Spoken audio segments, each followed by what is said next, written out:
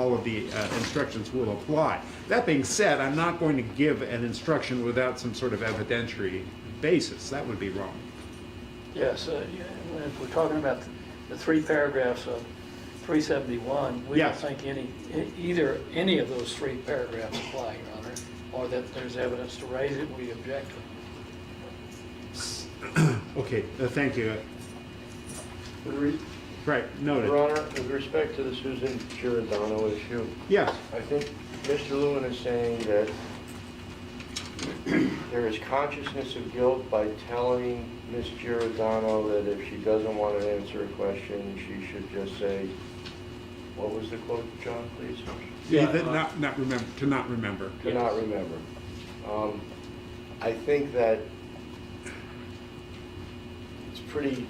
it's a stretch to tie that to consciousness of guilt, Your Honor. Oh, it isn't, because if that's what happened, that means I don't want you to say things, if something comes up that's going to hurt me, just say you don't remember. So that is actually consciousness of guilt. It's telling somebody, if the jury believes that. Right. Your Honor, I think just to make sure Mr. DeGuerin understands that the court is not in any way naming any particular situation. Susan Giordano's name is not mentioned. This is simply told to the jurors in the language that we're talking about. There's nothing that's highlighted, and then they can apply it as they see fit. But certainly, we are likely to be arguing that Bob Durst, through Susan Giordano, was attempting to not only he tried to influence her testimony, he also tried to get her to influence Nick Chavin's testimony. So I think this is all appropriate. We submit it, Your Honor. Okay, now, on 375, evidence of uncharged offenses, I'd already written you about how I had deleted language, and it's language that I suggested in the first place, and I realized that I deleted it based on Mr. Ray's objection at the time. The only change I would make on page 12, the 4th paragraph, I don't know that everyone knows what modus operandi is, so I think I should say MO. People know it's his MO. I think that's more common parlance. I'll say both. MO, modus operandi. I don't know how else to put it. It is a specific term. I think that makes sense, Your Honor. We don't have a printed copy, Judge. We've got the electronic copy. We do have one. It's not paginated. There you go. Thank you, Mr. Henderson. You're good. Okay, that's just simply to make it understandable. That's not a substantive issue.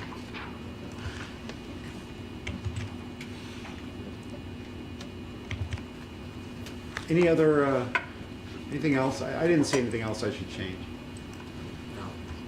Let's talk about exhibits then. Let's see. So I've admitted all defense exhibits except for one. I have received the people's exhibits that they have, the ones they have identified, that they wish to move into evidence from the cross-examination. Now there's the issue. Yes? One people's exhibit that I think was missed. It's the November 5th, 2000 letter by Susan Berman that Mr. Durst was cross-examined on. That should have been admitted. It was also brought up in read cross and in redirect as well. So have you identified that by number yet? 313. 330? 313. 313, any objection? No, we have. All right, proceed. Now, there are specific items that the defense is seeking among the people's exhibits. Right. Your Honor, do you have the document that at the top says exhibits people are not moving into evidence? I do. I have it. Give me a moment.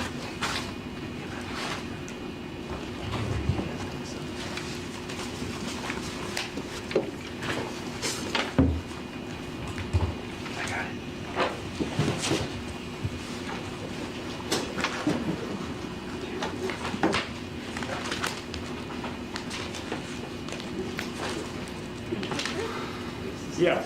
So we can start at the top, Your Honor. We limited it to about 25 on this list that we want to address. Have you discussed this with the people? Are you able to reach any agreement with the people? I haven't. I would be happy to take 10 minutes and do that, Your Honor, if you want.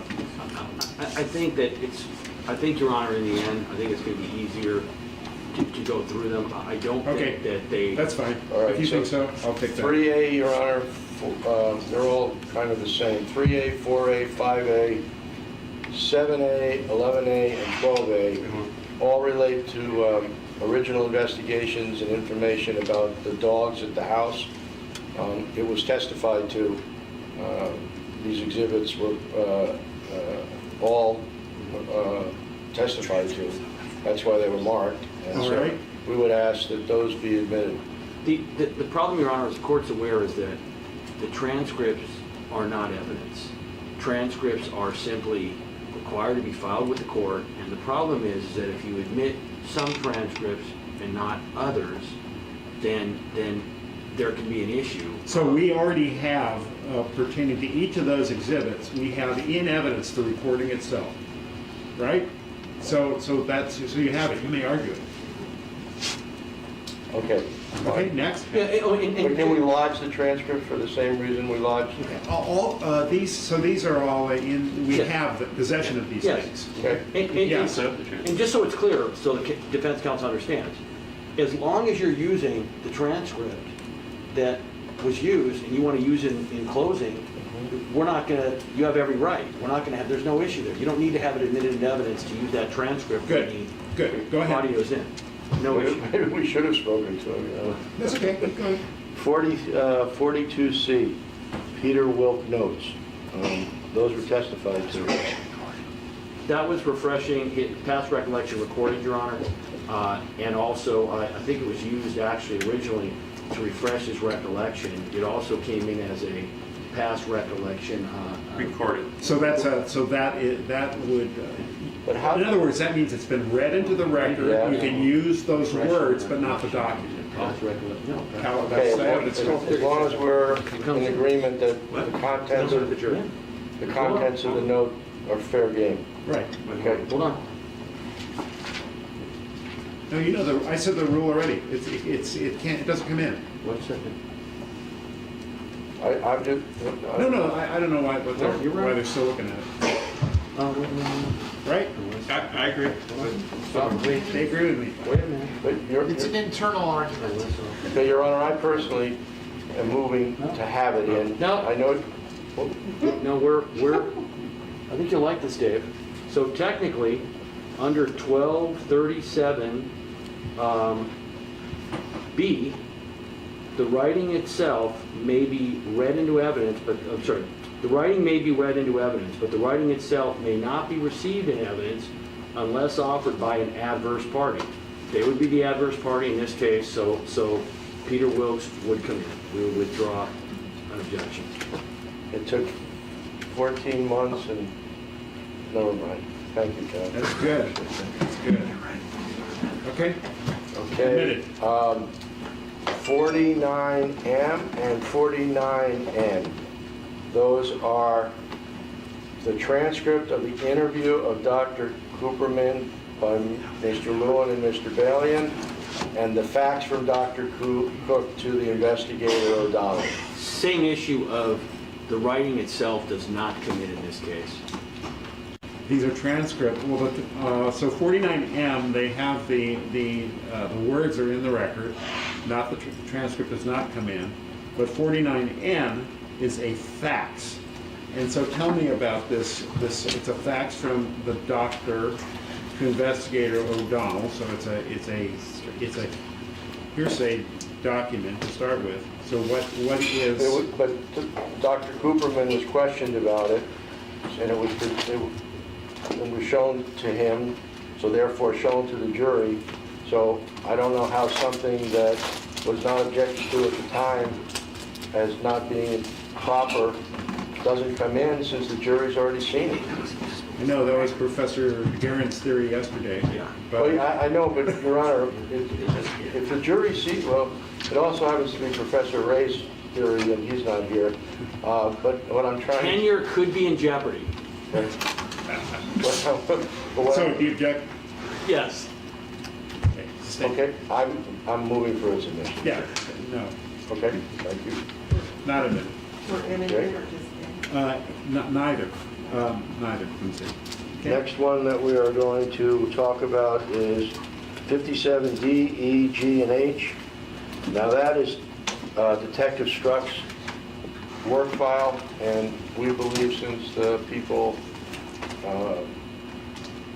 argued the lack of investigation, the work that he testified that he relied upon, his book and all this stuff, it is being offered not just for the truth of the contents, but being offered to show that in fact there was an extensive amount of investigation done, and the jury should be able to see that.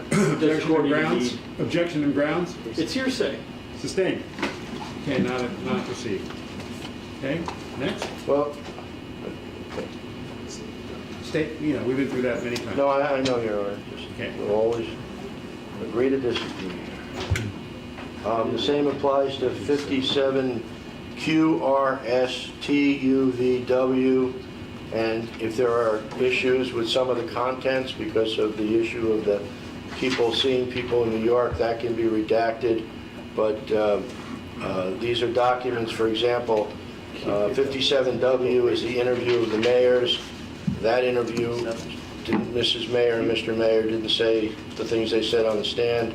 In fact, the people stipulated to that during the course of the hearing, the trial. So we would ask that those documents all be admitted, Your Honor. Objection They're all and grounds? hearsay for the same reason we said Sustained. before. Not admitted. 57 TT, Your Honor, we just want to make sure they understand this. This is a distinction, so it's clear.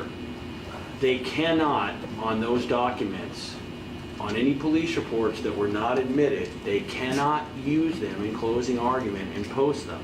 That is different than posting a transcript of something that is admitted. I just want to make sure. We talked about that yesterday, and we went through that at length. I think that's pretty fundamental. Right, but I just want to make sure, Your Honor, that, again, I'm trying to be as Sustaining an objection means that it may not be presented. If Well- somehow someone got a glimpse of it ahead of time, so be it, but they will not see Well, it again. the reason I bring it up, Your Honor, is again, for whatever reason, there have unfortunately been a number of times in this case where the court has ruled about certain areas, and I don't just mean Mr. Durst, but that the defense has asked questions or tried to present documents that they can't present. So the reason I'm bringing it up now is so the court can let the defense know, so there's no confusion. You can't put up police reports in closing. You just can't do it. I will be on high alert, Chris, which one? and if the slightest hint that such is in the offing, you will, That's how- we'll stop that. that's how I planned on starting, Your Honor. Now I don't know what to do. You have some time luckily to think To fix all about things. your alternative. And probably it's redundant, but no hypnosis, polygraphs, or elevator operators in closing either. No, God forbid they should hear about the witnesses in New York. I agree with that.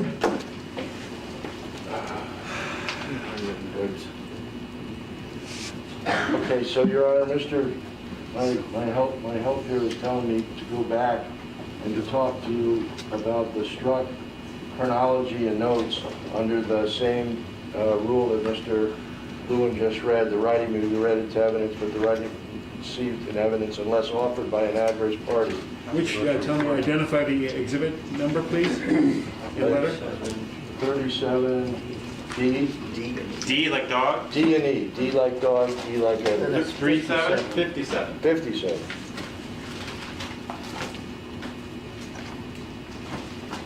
So I don't believe that Detective Strzok's chronology was read into the record as a past recollection recorded. And even if it was, Your Honor, the It court... wasn't. No, but even if it was, the court would still, under 352, there is information in the document, most of it which is completely inadmissible. Well, This- was it, we don't need to get to this hypothetical evidentiary argument if we have a real one, which it was not read into the record under, as past recollection recorded. I don't believe it was, and you'd have to show me a transcript. And by the way, technically, we would be the adverse party. He was their witness. Oh, well, That's a Good one. Good one. I don't believe either side laid a foundation as past recollection recorded on this document and read it into the record, and had it read into the record. No, objection sustained. Thank you. Next.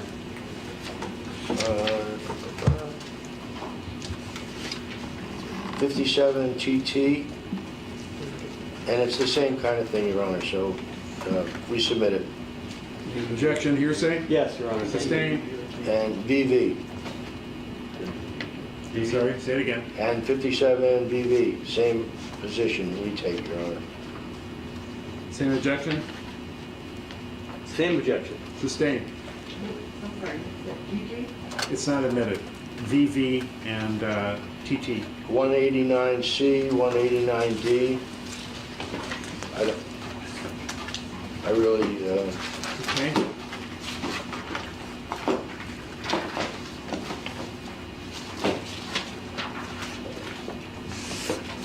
Medical records of Morris Black, that's where he was a previous hospitalization where he was out of control and they belted him down, restrained him.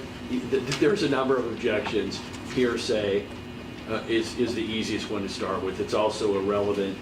It also was not even testified to. This is not any evidence that's admissible in I would any just way. argue that it's a business record, Your Honor. Business record, I don't know that was that foundation laid that it was a business record? I don't know, but the, No, I believe it was, but more importantly, Your Honor, it goes back to the same argument that I'm just going to make for the record, that I don't understand how these things get read to the jury, and the jury hears them and considers them, but when it comes time to remind them, they're now not in evidence. It was not read to the The record. question is not an argument. I'm sorry. Yes? Yeah, we specifically did not read it to the record. Recall, this is all of the Morris Black hospitalization records, et cetera, that was not read to the jury. We had an objection at the time, and in the end, I think they did hear that he was restrained in the hospital. That portion was read. Correct, but that was it. We did not have hospital records, et cetera, that were in any way put into evidence in this case. In fact, we objected to it from the start. It doesn't meet the evidentiary basis. The testimony about it is in the record, but the document itself would be hearsay without a proper foundation. That's our objection. Sustained. We're done. Okay. Good. Just right on time. Boy, I did hear some jokes No. when you said 2 p.m. I did hear an unnamed juror say it'll be 2:30. So you'll have the last laugh from them. Your Honor, I No, apologize. they'll have the last laugh because they're probably still at lunch. You're- I said two. We're not How they done. talk. Your Honor, I'm sorry, I misspoke. Mr. DeGuerin reminded me on 2811, it's a 52-page transcript. 2811. 281L. 281L. 81. You had a lot of exhibits, but 2,800 seems a lot. Okay, It's a 281L is Nick Chavin's 52-page transcript of his interview on July 23, 2015. Was that whole transcript, was that whole interview read into the record? It was played. The audio was. It was played, and the jury had the transcripts with them. The same issue. They don't get the transcript. The transcript is an aid. If they ask for the testimony, So it can be read to them, and you can refer to it, okay? And we can put it on the screen. yep, Yes. yep. So I'll sustain the objection with the understanding about its possible use. All right. Your Honor, and with respect to exhibits for rebuttal, is obviously we're going to need, because I don't know what my exhibits are going to be for rebuttal, because I got to listen to what Right. they're going to do, we'll have to take a little bit of time Right. in between. Yeah. Okay. In advance. Thank you, I mean, Ron. it's a rebuttal, so. Right after closing, between their closing and my rebuttal.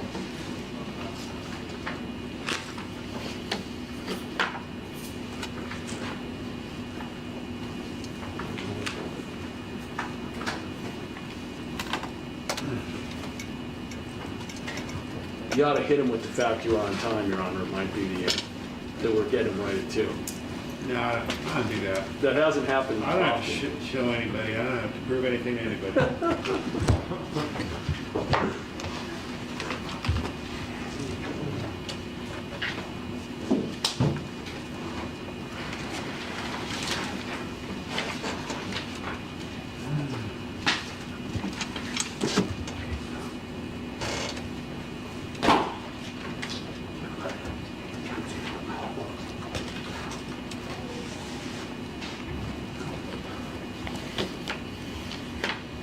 Chris?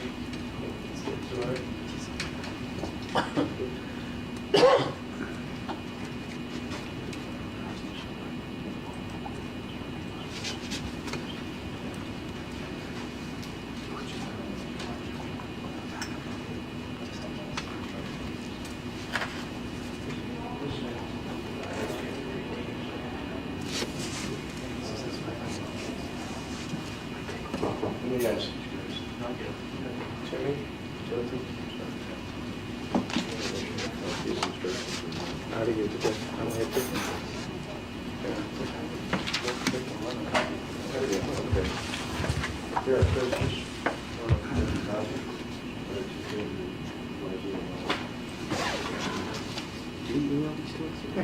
Oh, okay. To the check here, they are during the life one. Go to right.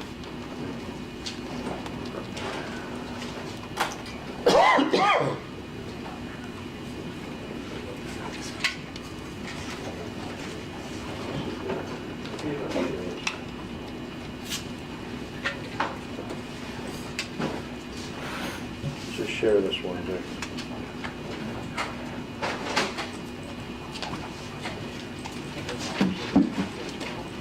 What's that? Okay, sure.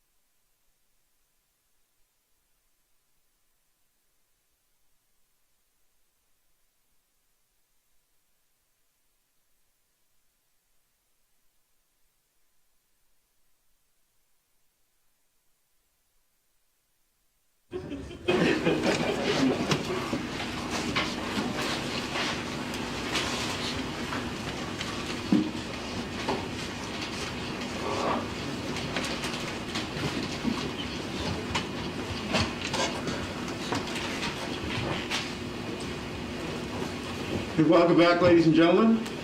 You may be seated, Mr. Chesnoff. Thank you.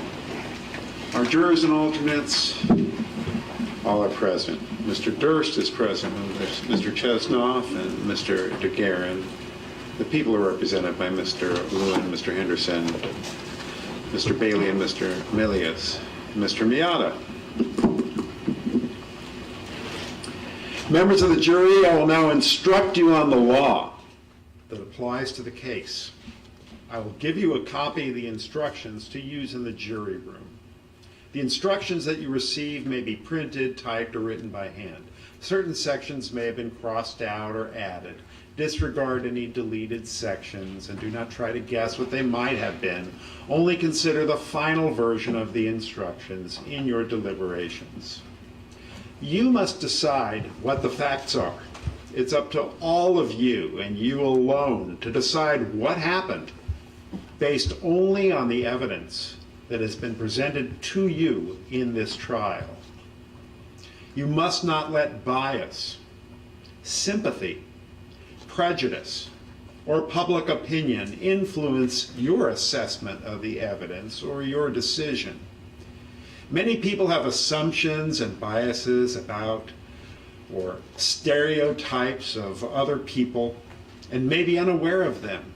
You must not be biased in favor of or against any party, witness, attorney, defendant, or alleged victim because of his or her disability, gender, nationality, national origin, race or ethnicity, religion, gender identity, sexual orientation, age, or socioeconomic status.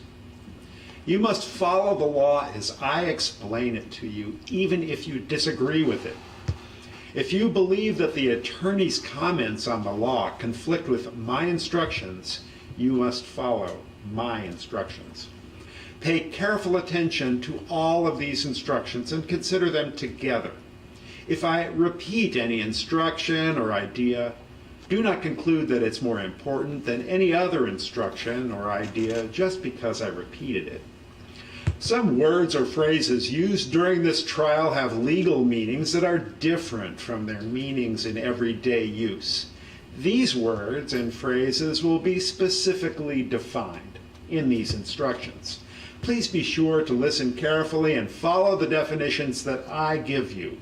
Words and phrases not specifically defined in these instructions are to be applied using their ordinary, everyday meanings. Some of these instructions may not apply, depending on your findings about the facts of the case. Do not assume, just because I'm giving a particular instruction, that I am suggesting anything about the facts. After you've decided what the facts are, follow the instructions that do apply to the facts as you find them. Do not use the internet or a dictionary in any way in connection with this case, either on your own or as a group. Do not investigate the facts or the law or do any research regarding this case, either on your own or as a group. Do not conduct any tests or experiments or visit the scene of any event involved in this case. If you happen to pass by the scene, do not stop or investigate. You've been given notebooks. You've taken notes during the trial.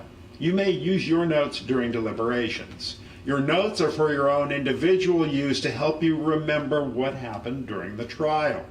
Please keep in mind that your notes may be inaccurate or incomplete.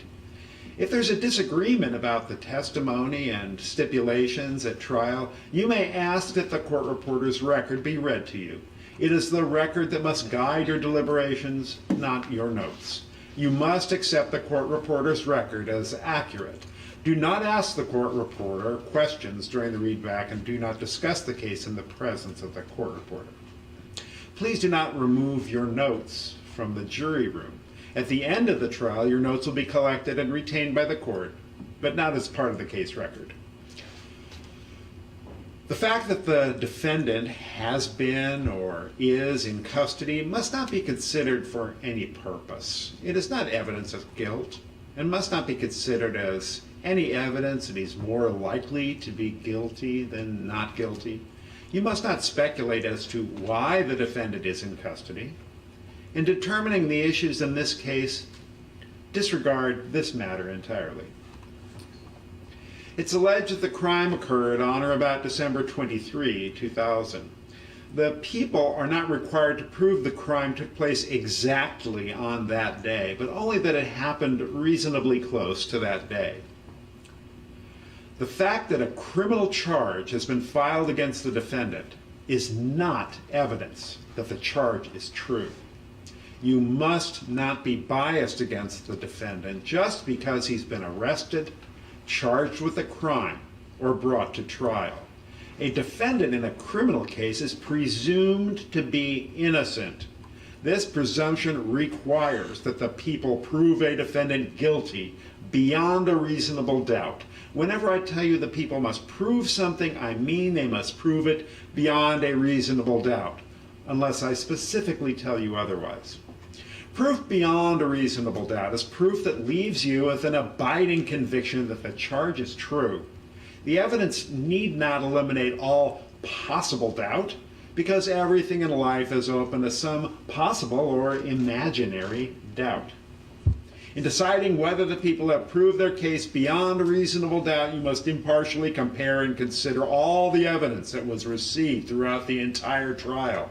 Unless the evidence proves the defendant guilty beyond a reasonable doubt, he is entitled to an acquittal, and you must find him not guilty. Evidence is the sworn testimony of witnesses, the exhibits admitted into evidence, and anything else I told you to consider as evidence. Nothing that the attorneys say is evidence. In their opening statements and closing arguments, the attorneys discuss the case, but their remarks are not evidence. Their questions are not evidence. Only the witnesses' answers are evidence. The attorney's questions are significant only if they helped you to understand the witnesses' answers. Do not assume that something is true just because one of the attorneys asked a question that suggested it was true. During the trial, the attorneys have objected to questions or moved to strike answers given by the witnesses. I ruled on the objections according to the law. If I sustained an objection, you must ignore the question. If the witness was not permitted to answer, do not guess what the answer might have been or why I ruled as I did. If I ordered testimony stricken from the record, you must disregard it and must not consider that testimony for any purpose. You must disregard anything you saw or heard when the court was not in session, even if it was done or said by one of the parties or witnesses. During the trial, you were told that the people in the defense agreed or stipulated to certain facts. This means they both accept those facts as true. Because there is no dispute about those facts, you must also accept them as true. The court reporters made a record of everything that was said during the trial. If you decide that it is necessary, you may ask that the court reporter's record be read to you.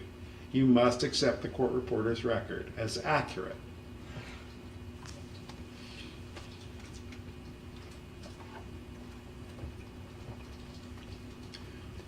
Direct and circumstantial evidence. Facts may be proved by direct or circumstantial evidence or a combination of both. Direct evidence can prove a fact by itself.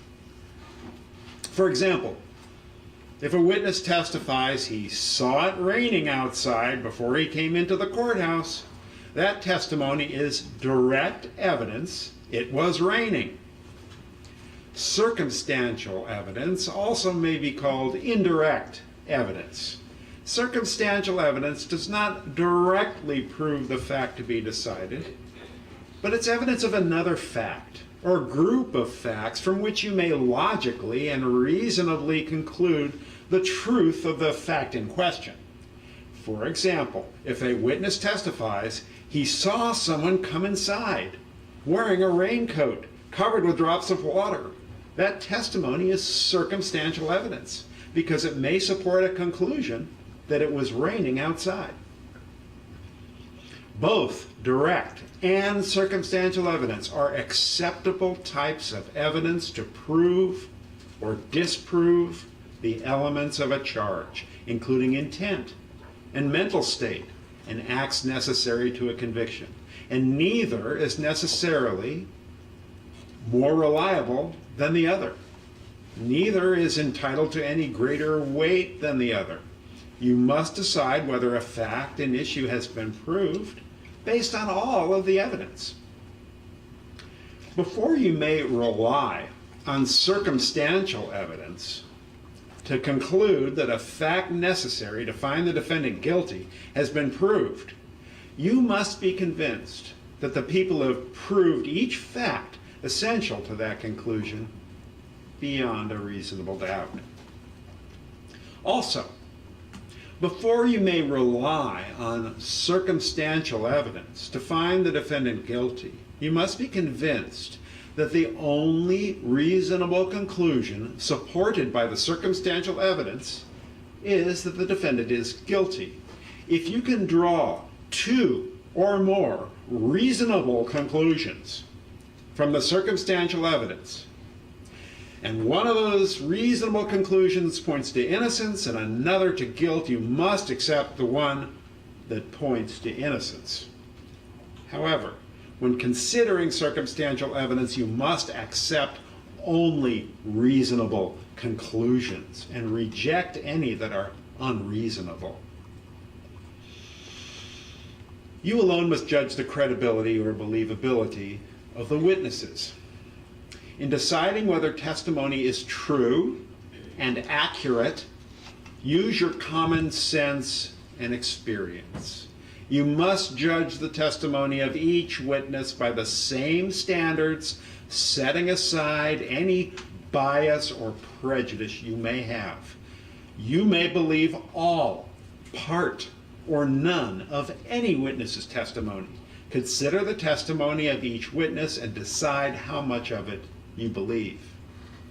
In evaluating a witness's testimony, you may consider anything that reasonably tends to prove or disprove the truth or accuracy of that testimony. Among the factors that you may consider are: how well could the witness see, hear, or otherwise perceive the things about which the witness testified? How well was the witness able to remember and describe what happened? How much time passed between an event and the time when the witness reported it? And how memorable was that event? What was the witness's behavior while testifying? Did the witness understand the questions and answer them directly? Was the witness's testimony influenced by a factor such as bias or prejudice, a personal relationship with someone involved in the case, or a personal interest in how the case is decided?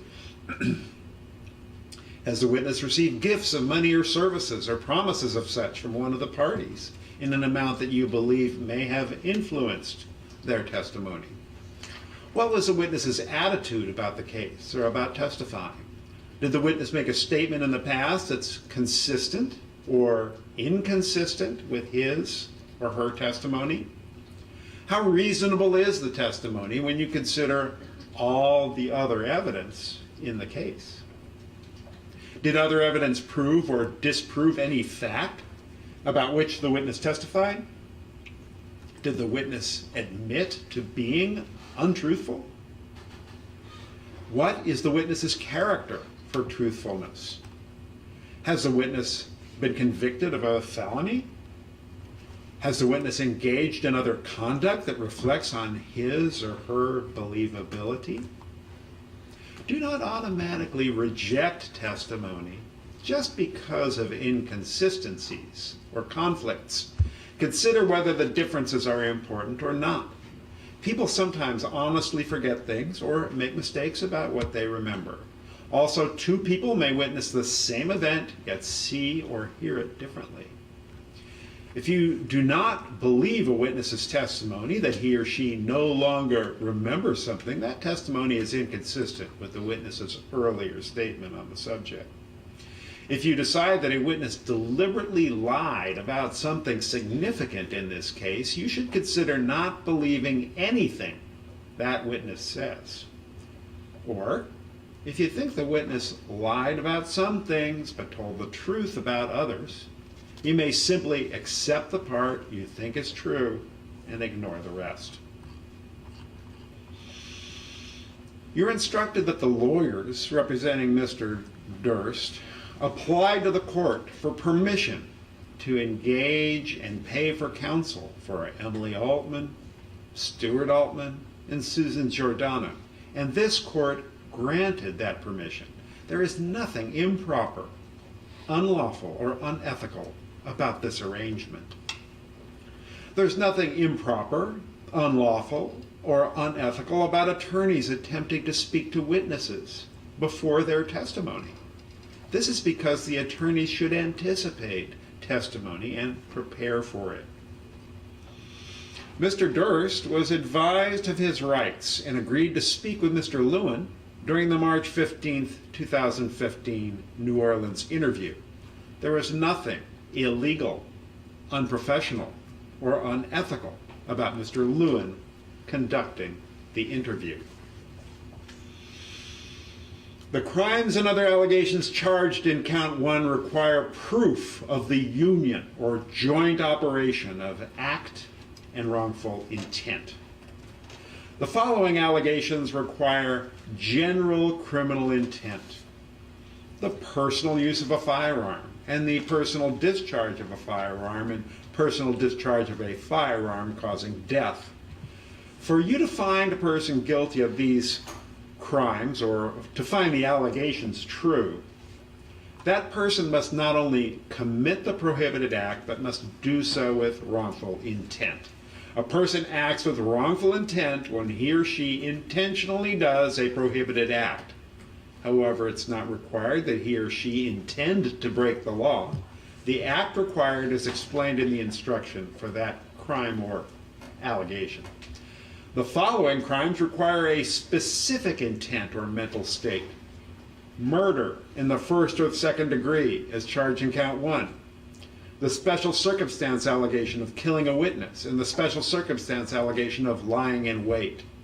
For you to find a person guilty of these crimes or allegations, that person must not only intentionally commit the prohibited act, but must do so with a specific intent or mental state.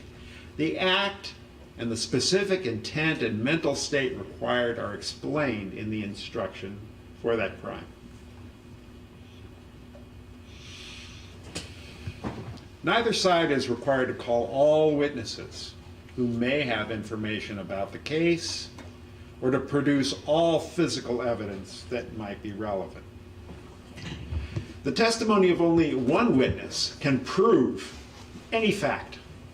Before you conclude that the testimony of one witness proves a fact, you should carefully review all of the evidence. If you determine there's a conflict in the evidence, you must decide what evidence, if any, to believe. Do not simply count the number of witnesses who agree or disagree on a point and accept the testimony of the greater number of witnesses. On the other hand, do not disregard the testimony of any witness without a reason, or because of prejudice, or a desire to favor one side or the other. What is important is whether the testimony or any other evidence convinces you, not just the number of witnesses who testify about a certain point. During the trial, certain evidence was admitted for a limited purpose. You must consider that evidence only for that purpose and for no other. Some statements were admitted not to show those statements were true, but as evidence of the state of mind of the speaker or the effect of those statements on the hearer, regardless of their truth. You were instructed at the time regarding the statements admitted for this limited purpose. The testimony that several witnesses have given under oath was admitted because those witnesses are not available. You must evaluate this testimony by the same standards you apply to a witness who testified here in court. Certain witnesses in this case have already testified in front of this court at a prior proceeding. The testimony of each of these witnesses was video recorded and transcribed for later potential use at this trial. Both sides have agreed to present this videotape testimony to this jury instead of calling the witnesses live. You must evaluate this testimony by the same standards you apply to a witness who testified here in court before you. You've heard evidence of statements that a witness made before the trial. If you decide that the witness made those statements, you may use those statements in two ways. One, to evaluate whether the witness's testimony in court is believable, and 2, as evidence that the information in those earlier statements is true. A witness may refuse to answer questions that call for privileged information. Under the law, Stuart Altman, Lisa DiPaolo, Andrew Jarecki, and Mark Smerling were justified in refusing to answer certain questions. Do not consider their refusal to answer for any reason at all, and do not guess what their answers would have been. Witnesses are allowed to testify as experts and give opinions. You must consider the opinions, but you're not required to accept them as true or correct. The meaning and importance of any opinion are for you to decide. In evaluating the believability of an expert witness, follow the instructions about the believability of witnesses generally. In addition, consider the expert's knowledge, skill, experience, training, and education, the reasons the expert gave for any opinion, and the facts or information on which the expert relied in reaching that opinion. You must decide whether the information on which the expert relied was true and accurate. You may disregard any opinion you find unbelievable, unreasonable, or unsupported by the evidence. An expert witness may be asked a hypothetical question. A hypothetical question asks the witness to assume certain facts are true and to give an opinion based on the assumed facts. It's up to you to decide whether an assumed fact has been proved. If you conclude that an assumed fact is not true, consider the effect of the expert's reliance on that fact in evaluating the expert's opinion. If the expert witnesses disagreed with one another, you should weigh each opinion against the others. You should examine the reasons given for each opinion and the facts or other matters on which each witness relied. You may also compare the expert's qualifications. Witnesses who are not testifying as experts gave their opinions during the trial. You may, but are not required to accept those opinions as true or correct. You may give the opinions whatever weight you think appropriate. Consider the extent of the witness's opportunity to perceive the matters on which his or her opinion is based, the reasons the witness gave for any opinion, and the facts or information on which the witnesses relied in forming that opinion. You must decide whether information on which the witness relied was true and accurate. You may disregard all or any part of an opinion you find unbelievable, unreasonable, or unsupported by the evidence. You've heard character testimony from Gene Clark that the defendant is a good, kind person. Evidence of the defendant's character for goodness and kindness can itself create a reasonable doubt whether the defendant committed murder. However, evidence of the defendant's good character may be countered by evidence of his bad character for the same trait. You must decide the meaning and importance of the character evidence. You may take that testimony into consideration along with all the other evidence in deciding whether the people have proved the defendant is guilty beyond a reasonable doubt. The attorney for the people was allowed to ask defendant's character witness Gene Clark if she had heard that the defendant had engaged in certain conduct. These "have you heard" questions and their answers are not evidence that the defendant engaged in any such conduct. You may consider these questions and answers only to evaluate the meaning and importance of the character witness's testimony. The dramatic film All Good Things was admitted not for its truth, but only to help you understand and evaluate the defendant's subsequent statements about the film. Those statements are evidence, but the film itself is not, except for any portions you find the defendant specifically admitted are true or tacitly admitted by not denying them, as limited by Instruction 357, adoptive admissions. You may consider that evidence only for that purpose and no other. 357, adoptive admissions, if you conclude that someone made a statement outside of court that accused the defendant of the crime, and the defendant did not deny it, you must decide whether each of the following is true. 1, the statement was made to the defendant or made in his presence. 2, the defendant heard and understood the statement. 3, the defendant would, under all the circumstances, naturally have denied the statement, and if he thought it was not true. And 4, the defendant could have denied it but did not. If you decide that all of these requirements have been met, you may conclude that the defendant admitted the statement was true. If you decide that any of these requirements has not been met, you must not consider either the statement or the defendant's response for any purpose. Your Honor, may we briefly approach on an Yep. issue?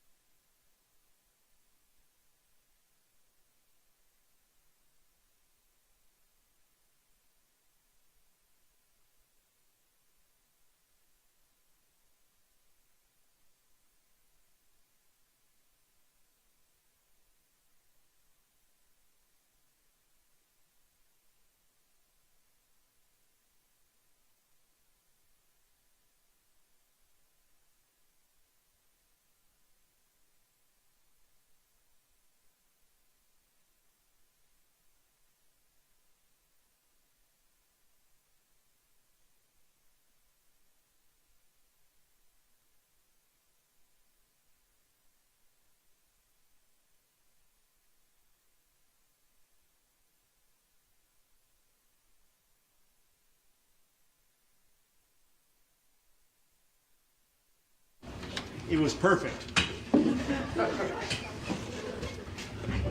Perfect mistake.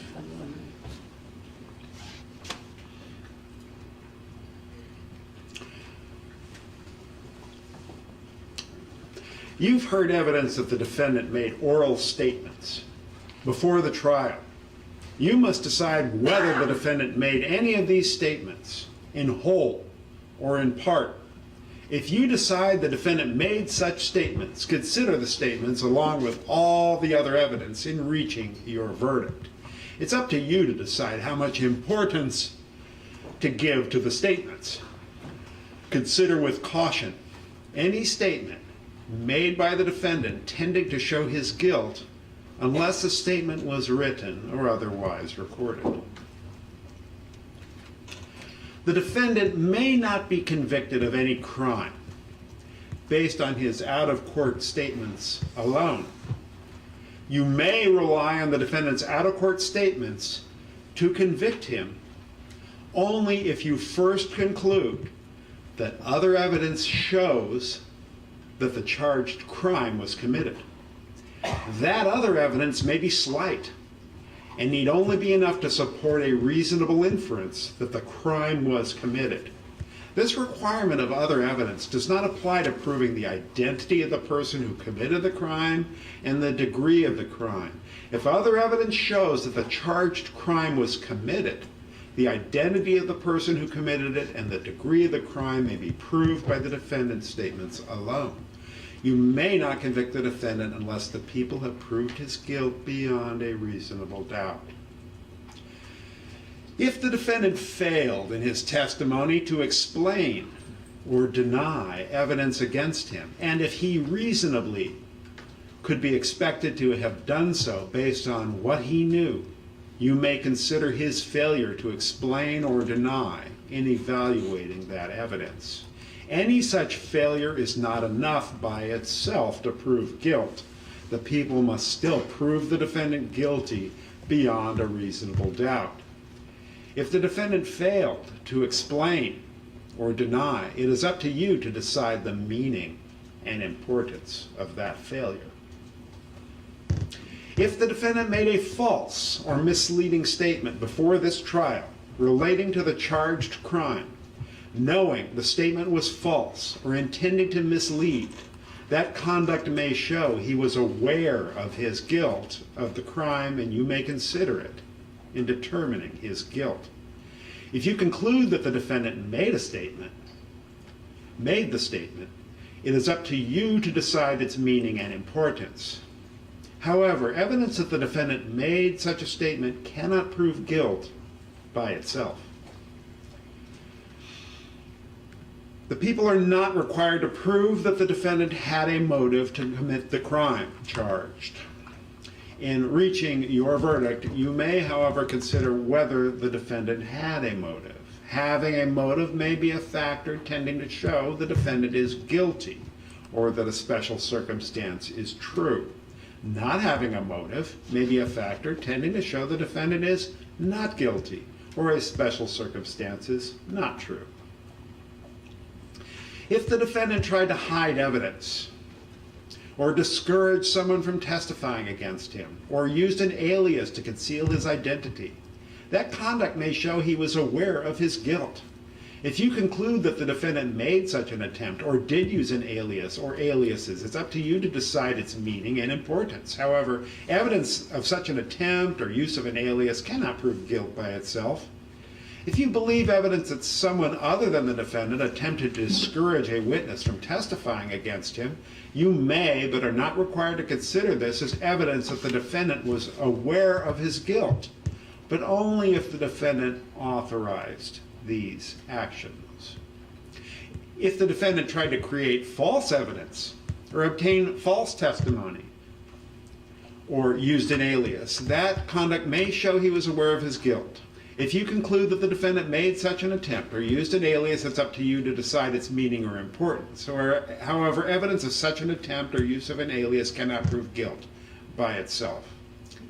If the defendant fled immediately after crimes were committed or after he was accused of committing crimes, that conduct may show he was aware of his guilt of these crimes.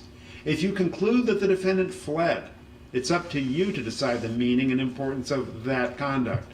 However, evidence that the defendant fled cannot prove guilt by itself.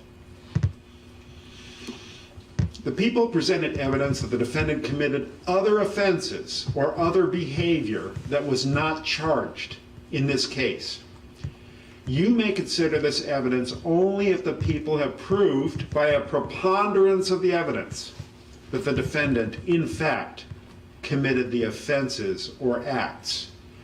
Some of this evidence was presented in a previous trial in which the defendant was acquitted of the alleged murder of Morris Black. Even though the Galveston jury found there was a reasonable doubt of the charged crime at that trial, you may consider evidence that was presented in that trial if the people prove such fact by a preponderance of the evidence in this trial. Proof by a preponderance of the evidence is a different burden of proof from proof beyond a reasonable doubt. A fact is proved by a preponderance of the evidence. If you conclude it's more likely than not that the fact is true, if the people have not met this burden, you must disregard this evidence entirely. Even if the people have proved the facts of an uncharged offense, this does not mean you must also accept the inference that it was offered to prove. Before you decide that a related fact has been proved by inference, consider instruction number 223, direct and circumstantial evidence defined, and instruction number 224, circumstantial evidence, sufficiency of evidence, which I've already read to you. If you decide that the defendant committed domestic violence against Kathy Durst, you may, but are not required to consider that evidence for the limited purpose of deciding whether the defendant killed Kathy Durst, which is the alleged crime to which Susan Berman was a witness. If you decide that the defendant committed homicide against Kathy Durst, you may, but are not required to consider that evidence for the limited purposes of deciding whether the defendant believed Susan Berman would be a witness in the prosecution of that crime, and deciding whether the defendant had a motive to commit the murder of Susan Berman, as alleged in this case. You may also consider that evidence for the limited purposes of deciding whether the defendant had a motive to kill Morris Black, and whether the defendant had a plan or scheme to kill, dismember, and dispose of Morris Black. If you decide the defendant's homicide of Morris Black was a murder, you may, but are not required to, consider that evidence for the limited purpose of deciding whether the defendant had a plan or scheme to commit the offense alleged in this case. If you decide that the defendant committed the dismemberment of Morris Black and attempted to dispose of his body, you may, but are not required to consider that evidence for the limited purposes of deciding whether the homicide of Morris Black was murder, the state of mind of witnesses who were aware of the dismemberment, whether the defendant had an MO, modus operandi, of disposing of bodies to rebut the claim that Kathy Durst disappeared on her own volition by showing that he also disposed of her remains, and the defendant's state of mind during the reinvestigation into the disappearance of Kathy Durst. You may also consider that evidence for the limited purpose of deciding whether the defendant had a plan or scheme to evade prosecution for his role in the alleged killing and disappearance of Kathy Durst. The people presented evidence that the defendant committed a petty theft in Pennsylvania. This evidence was admitted for the limited purpose of showing the circumstances of his arrest, and not to show bad character or disposition to commit crime or for any other purpose. Do not consider this evidence for any other purpose. Testimony from Nick Chavin that defendant assaulted a traffic officer was admitted for the limited purpose of showing the witness's credibility and as a basis to evaluate his lay opinions. Do not consider the evidence described in this instruction for any other purpose except for the limited purposes as specified. Do not conclude from this evidence that the defendant has a bad character or is disposed to commit crime. If you conclude that the defendant committed the acts, that conclusion is only one factor to consider along with all the other evidence. It is not sufficient by itself to prove the defendant is guilty of the murder of Susan Berman or the special circumstance of witness killing. The people must still prove the charge beyond a reasonable doubt. And do not take anything I said regarding this evidence or any evidence as an indication of what I think about the witnesses, the evidence, or what inference, if any, you should draw from the evidence. You are the sole judges of the evidence and believability of the witnesses. It is up to you and you alone to decide these issues and all the issues in this case.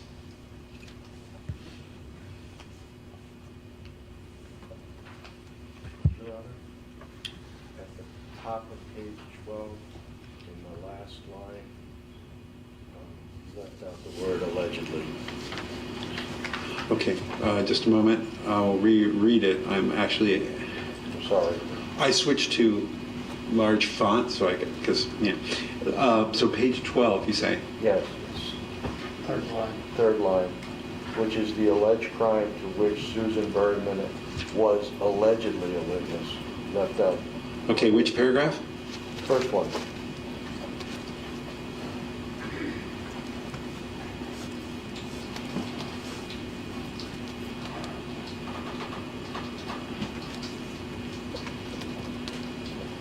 My first May paragraph? I enter the well, Your Honor? I can show you. Yep, enter the well, please. You may have a different version.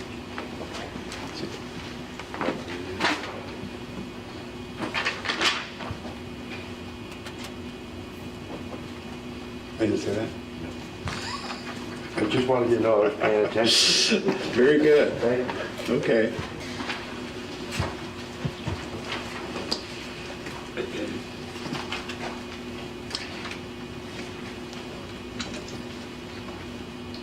Back to evidence of uncharged offenses. If you decide that the defendant committed domestic violence against Kathy Durst, you may, but are not required, to consider that evidence for the limited purpose of deciding whether the defendant killed Kathy Durst, which is the alleged crime to which Susan Berman was allegedly a witness.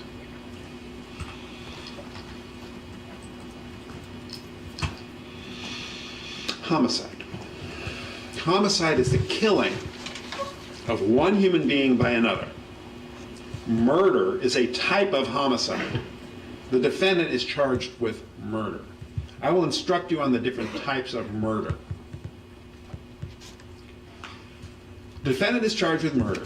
To prove the defendant is guilty of this crime, the people must prove that 1, the defendant committed an act that caused the death of another person, and 2, when the defendant acted, he had a state of mind called malice aforethought.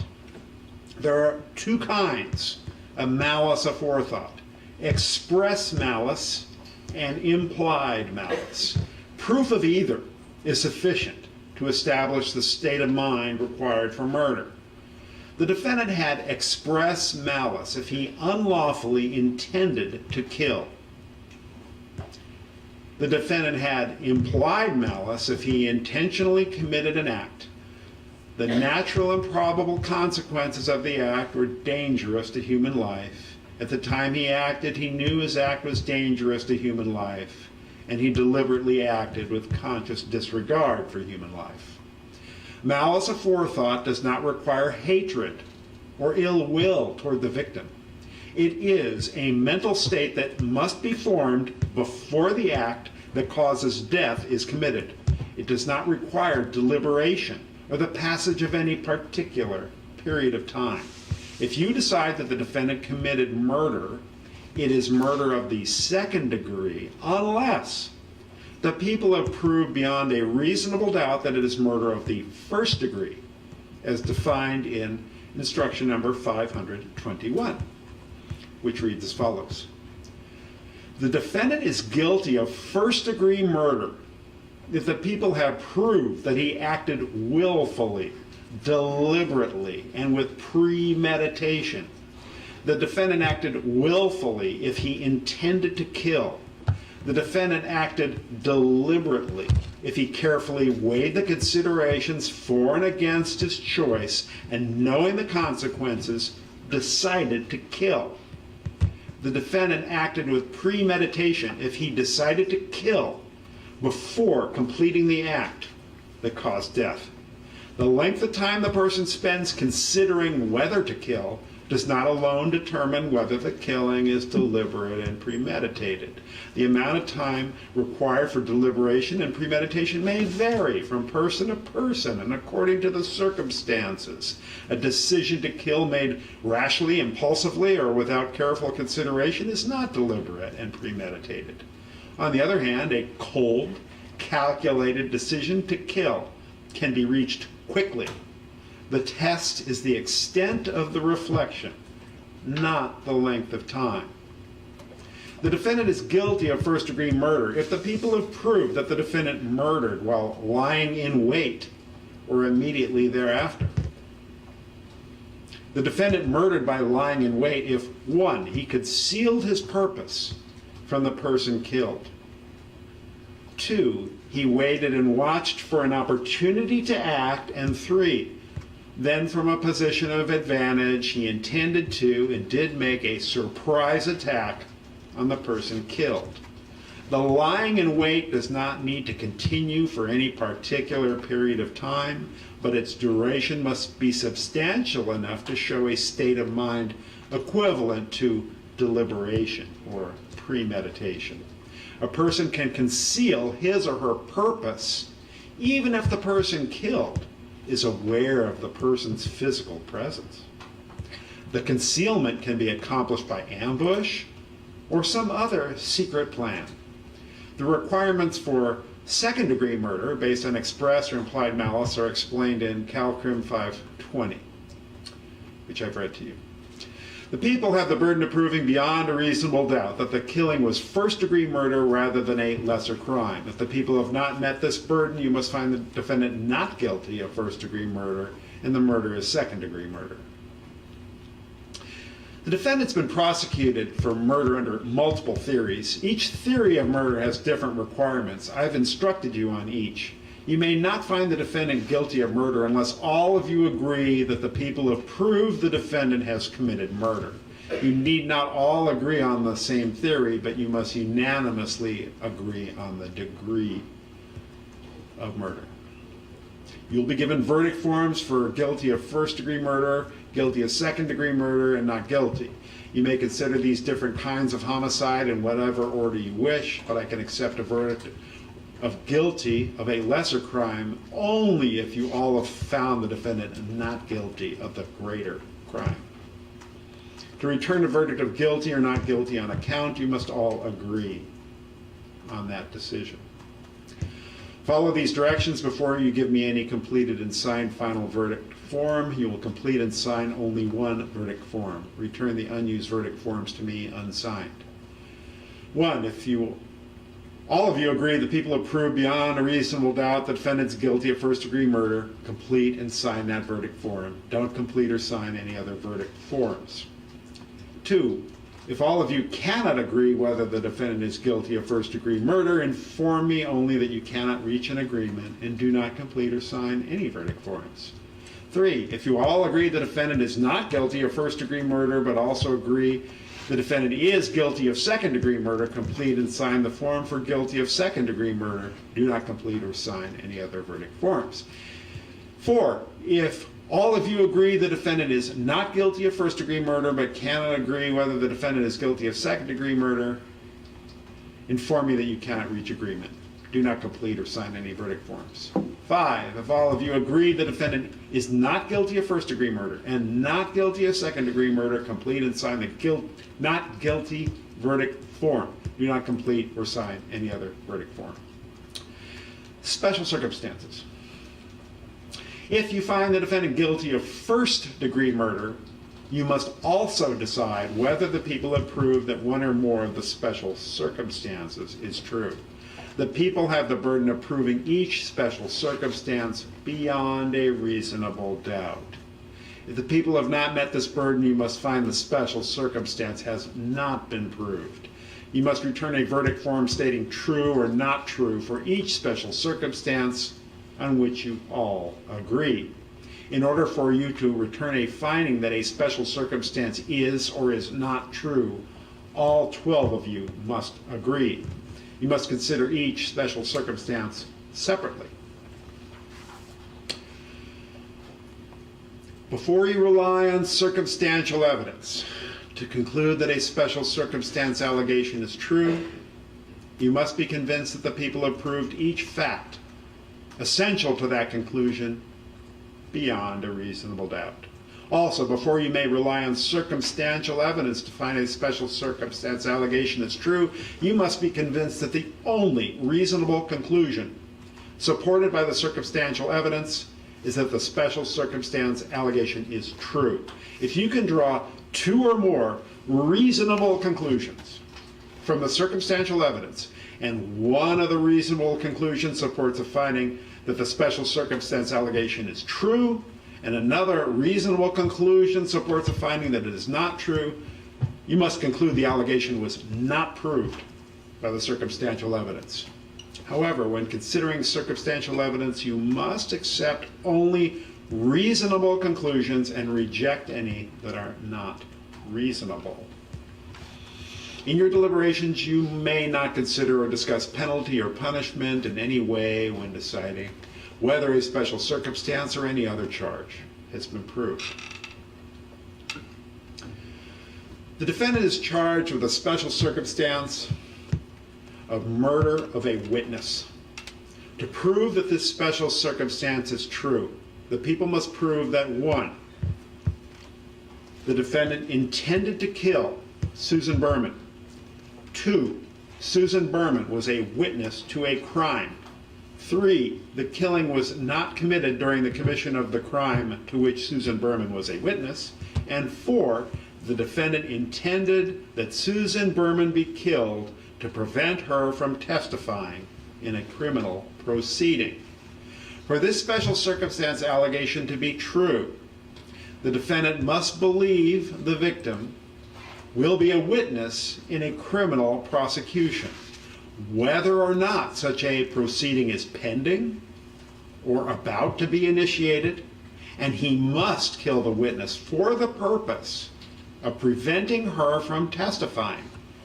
The special circumstance is not confined to the killing of an eyewitness, but includes any other witness who might testify in a criminal proceeding. Lying in wait. The defendant's charged with a special circumstance of murder committed while lying in wait. To prove that this special circumstance is true, the people must prove that 1, the defendant intentionally killed Susan Berman, and 2, the defendant committed the murder by means of lying in wait. A person commits a murder by means of lying in wait if 1, he or she concealed his or her purpose from the person killed. He or she waited and watched for an opportunity to act. 3, then he or she made a surprise attack on the person killed from a position of advantage, and 4, he or she intended to kill the person by taking the person by surprise. God bless you. The lying in wait does not need to continue for any particular period of time, but the duration must be substantial and must show a state of mind equivalent to deliberation or premeditation. The defendant acted deliberately if he carefully weighed the considerations for and against his choice and, knowing the consequences, decided to kill. The defendant acted with premeditation if he decided to kill before committing the act that caused death. A person can conceal his or her purpose even if the person killed is aware of the person's physical presence. The concealment can be accomplished by ambush or some other secret plan. Personal use of a firearm. If you find the defendant guilty of the crime charged in count 1, you must then decide whether the people approve the additional allegation that the defendant personally used a firearm during the commission of that crime. A firearm is any device designed to be used as a weapon from which a projectile is discharged or expelled through the barrel by the force of explosion or other form of combustion. Someone personally uses a firearm if he or she intentionally does any of the following. 1, displays the weapon in a menacing manner. 2, hits someone with the weapon. Or 3, fires the weapon. The people have the burden of proving each allegation beyond a reasonable doubt. If the people have not met this burden, you must find the allegation has not been proved. Personal use, intentional discharge, and discharge causing injury or death. If you find the defendant guilty of the crime charged in count 1, you must then decide whether the people approve the additional allegations that the defendant personally, intentionally discharged a firearm during that crime, and if so, whether the defendant's act caused death. To prove that the defendant intentionally discharged a firearm, the people must prove that 1, the defendant personally discharged a firearm during the commission of that crime, and 2, the defendant intended to discharge the firearm. If the people approve both 1 and 2, you must then decide whether the people also approve that the defendant's act caused the death of the person. The term firearm is defined in another instruction. The people have the burden of proving each of these allegations beyond a reasonable doubt. If the people have not met this burden, you must find that the allegation has not been proved. You'll be given a verdict form for the additional allegations. If you reach a verdict on the additional allegations, complete the verdict form on those allegations. The remaining instructions I will give you after the lawyers argue. So we're about to take a long break, and we're in a particularly significant break because you've heard all the evidence. You haven't heard the argument yet. So you know we're going to return for the people's opening argument on September 8th and 9th. The defense will begin their argument, I believe, on the 9th and finish on the 13th. Then the people will commence on the 13th, conclude on the 14th. That's our plan. And then you'll begin your deliberations. That Thursday we will not be in session because of Yom Kippur. Friday the 10th we're not in session either. So we are off for 1, 2, 3, 4, 5, 6 days. 6 days where you need to take care of yourselves. Be careful with airborne illnesses. Careful with driving. And of course, don't talk about the case or any of the people or any subject involved in it with anyone, including the other jurors. Do not make up your mind about the verdict or any issue until after you've discussed the case with the other jurors during deliberations. Of course, no tweeting, Facebook, or social media. Don't form or express any opinion on the case. Rest up. And I look forward to seeing you on Wednesday, September 8th. Take care. See you then.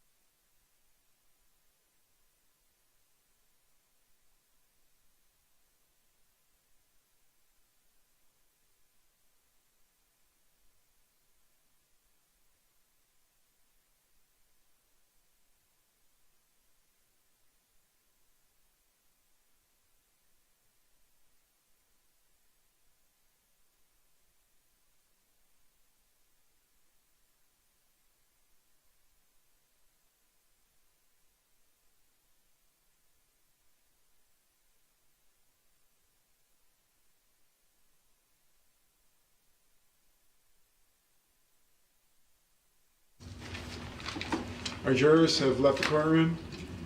We need to address anything before I adjourn? No.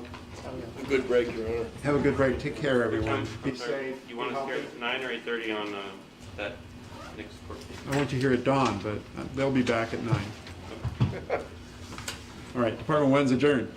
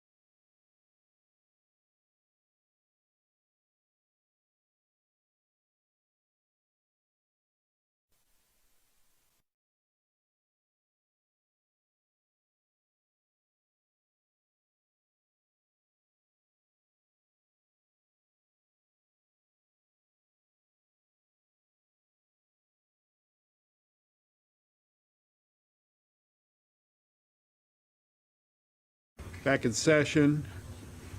Over the lunch hour, I wrote to the parties with a proposed, with a possible instruction. The defense had requested an instruction regarding memory and the passage of time. And while, as written, I didn't think it was appropriate, I do think the concept is worthy of attention. Some of the events being recounted are from the 1970s and the 1980s. I looked to the eyewitness instructions because that also concerns the issue of memory. So I revised what the defense supplied, and my revised construction acknowledges the passage of time before a memory is recounted, but not just until the time of testimony, because 226 addresses the credibility of a witness and the ability to remember. But also, the way I've drafted it notes the time the memory is first reported, and that allows consideration of its more likely accuracy if it is closer in time. Thus, something testified to now, 38 years later, is maybe not as credible as something that was reported within a few years or a few months. It depends on the witness, of course. So I thought that made it more fair. Also, I think that memory of mundane things is different from memory of a shocking or disturbing statement, so it would be incomplete to give just a general instruction about memory fading. So I wanted to put this within 226, which talks about other factors affecting credibility, the accuracy of testimony. And when you look at CalCrim 315, which addresses eyewitness identification factors, that also points back to 226 to keep in mind the credibility of a witness. So what I propose is how much time passed between an event and the time when the witness reported it, and how memorable was the event. Defense, you accept my modification? Yes, we do, Your Honor. People? So, Your Honor, all right? Just so it's clear, I did not, my error, but previously, when I saw the defense instruction, I thought they were asking for literally a separate Individual instruction. Yeah, I'm rejecting that, but I want to put it into 226. And I think with the court's modification, we have no objection. Good, that's what I'm doing. Now, thank you. I appreciate that. Next is, there are a couple of things I noticed over the lunch hour doing the last proofreading. So 371, consciousness of guilt. It reads, if the defendant tried to hide evidence or discourage someone from testifying against him. This is bracketed language, I believe, in 371, but I don't know that there's evidence that the defendant personally discouraged anyone from testifying. There is. And tell me what would that be? The evidence would be that, as an example, he has acknowledged, and there was a recording of him telling Susan Giordano that, in fact, if you don't want to answer a question, you can simply say, I don't understand. And it was in the context not of, if you don't understand, you can say you don't understand, but if there's a question you do not want to answer. There are also statements that he has made on jail calls, which have been played in court, where he has covered issues such as Nick Chavin attempting to reach out through Susan Giordano and even through his lawyers to attempt to dissuade or influence Nick Chavin's testimony. So that's why, so there's a distinction in 371 between his personal discouraging and whether a third party attempted to discourage a witness. I think the evidence is there about Susan Giordano, not necessarily from her testimony, but that was what he took from her call, that she was discouraging him. No. What I'm saying, Your Honor, is he has acknowledged, I think even when I asked him. Nick Chavin? No. Robert Durst. Bob Durst acknowledges that Bob Durst, is telling Susan Giordano, if you don't want to answer a question, Just say, I don't understand. We're talking about two different things. So Okay. you're talking about testifying but answering questions, not answering honestly. Is that discouraging someone from testifying within the meaning of 371? Well, I think it does, because in essence, it's not just whether you're discouraging them from taking the stand. I think it is discouraging them from giving accurate testimony. So in other words, I don't think there is an exception to 371 where you find that only they are trying to improperly influence testimony versus, oh no, you've got to actually show that they're trying to keep the witness from testifying in total. I would also add that because the jury is told that all instructions need not apply, etc., that, you know, in order to be thorough and to give the jury as much guidance as possible, I think this is a helpful instruction. So again, there's, and I'll ask the defense to come in also, but I want to go through both parts of it. Okay? So the second paragraph is focused upon someone other than the defendant attempting to discourage a witness, that is relevant as consciousness of guilt. It's always going to be relevant for credibility, but relevant as to consciousness of guilt only if the defendant understood that and authorized it or ratified it. And you believe that there's evidence that Susan Yes. Giordano did that? We do, absolutely. Any comment on that from the defense? I mean, I'm not instructing them that it's true, but if they do encounter such evidence, how to treat it. And I also tell them not all of the instructions will apply. That being said, I'm not going to give an instruction without some sort of evidentiary basis. That would be wrong. Yes, if we're talking about the three paragraphs of 371, we don't Yes. think any of those three paragraphs apply, Your Honor, or that there's evidence to raise it, we object to it. Okay, thank you. Right, noted. Your Honor, with respect to the Susan Giordano issue, Yes. I think Mr. Lewin is saying that there is consciousness of guilt by telling Ms. Giordano that if she doesn't want to answer a question, she should just say, what was the quote, John, please? Yeah, not remember. To not remember. To not remember. I think that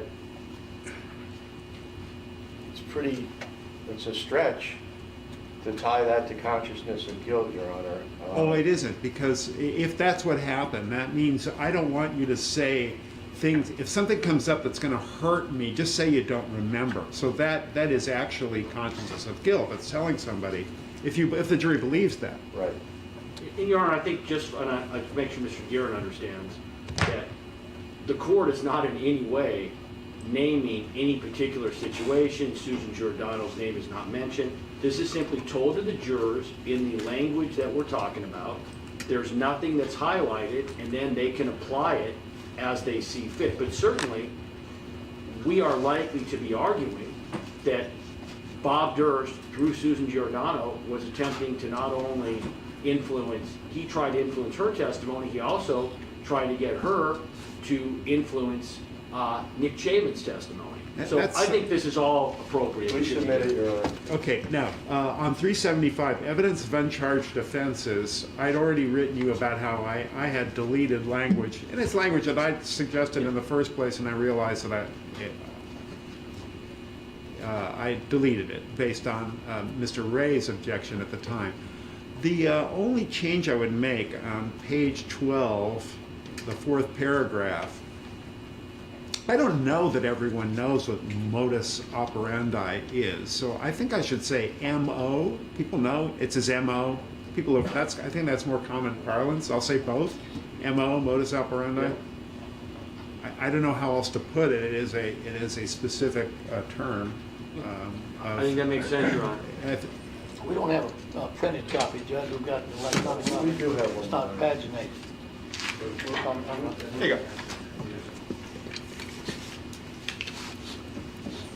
Thank you, Mr. Henderson. You're good. Okay, and that's just simply to make it understandable. That's not a substantive issue.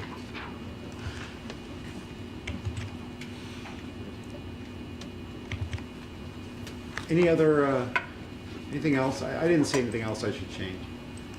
No. Let's talk about exhibits then. let's see, so I've admitted all defense exhibits except for one. I have received the people's exhibits that they have, the ones they have identified, that they wish to move into evidence from the cross-examination. Now there's the issue, yes? One people's exhibit that I think was missed, it's the November 5th, 2000 letter by Susan Berman that Mr. Durst was cross-examined on. That should have been admitted. It was also brought up in read cross and in redirect as well. So have you identified that by number yet? 313. 330? 313. 313, any objection? No. All right, proceed. Now, there are specific items that the defense is seeking among the people's exhibits. Right. Your Honor, do you have the document that at the top says exhibits people are not moving into evidence? I do. I have it. Give me a moment.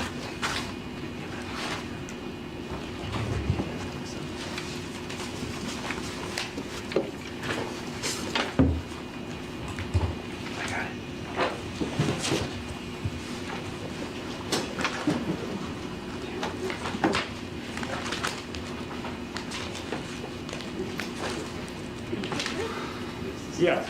So, we can start at the top, Your Honor. We limited it to about 25 on this list that we want to address. Have you discussed this with the people? Are you able to reach any agreement with the people? I haven't. I would happy to take 10 minutes and do that, Your Honor, if you want.